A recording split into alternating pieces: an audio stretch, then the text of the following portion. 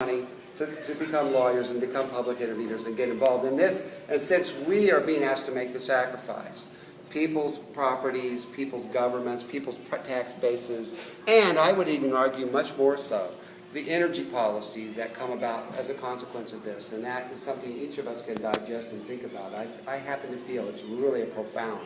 If we look at this moment, I mean to summarize here, this is a little bit of a technical chart here, if I can see it. This is the demand for electricity over a long period of time, going from 1950 to where we are today, 2010. This chart was made by the U.S. Department of Energy based on information provided by utility companies in the United States.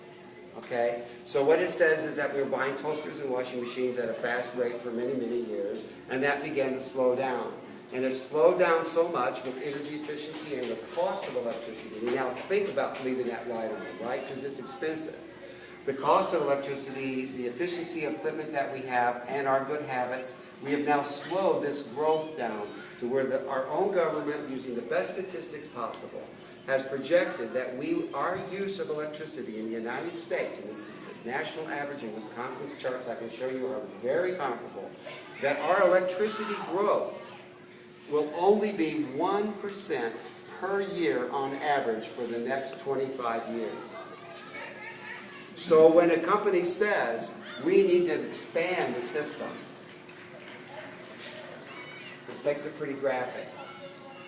When we have a low voltage reliable system and we need to expand our system, right, there needs to be a good dialogue with those planners about what models of growth they have in mind. I just went through some of those with Dale at the ATC thing, and I can tell you they are not the figures that I would like to see that are consistent with this, but we can have that dialogue. So the bottom line on it here is that energy planning at this point in time, right now, Badger Coulee, Sarah said on the radio last week, this is interesting, Badger Coulee will cost 75 cents per month if you had it's called a $1 if you were spending $100 on your electric bill. So once that project is, by the way, once that project is funded to be built, not after it's constructed and the electricity is in, once after it's funded to be built and financing, big deal there. But once it's financed, we start paying for it, and that's $1 a month.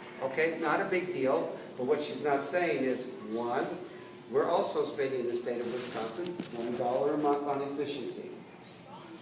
$1 a month on efficiency.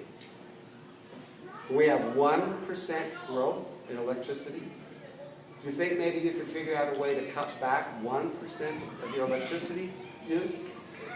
Okay? And at the same time, we're also paying for all of the transmission lines that were built in northern Wisconsin prior to 2008 on that bill, so that the transmission cost would be closer to $10. So right now, at this state of our economics in terms of this kind of investment, we are spending $10 or 10% of our money on transmission fees for paying for the lines that we've already built, and $1 on efficiency. And Rob, I might add that in theory, we've been told that the cost of electricity will go down because we'll have access to cheaper sources of energy. I can say with certainty that the electric bills in northern Wisconsin have gone up every year since that transmission line was proposed. So there's been no cost benefit. Yes. What